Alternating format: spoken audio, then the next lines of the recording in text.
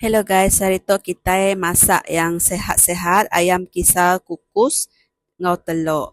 Telur aku ngena 4 igit, ayam kisar 500 gram.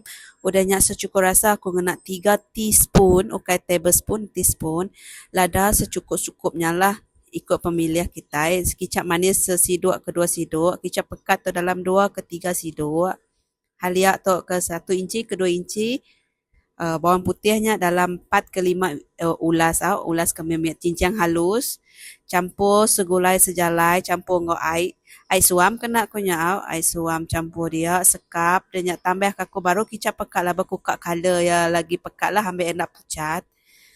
Dan nyak digaul mesra bakatok dan nyak sediakan bak steamer kita. Steamernya udah diangkat kaku dulu air kena nyetiam udah diangkat kaku dulu.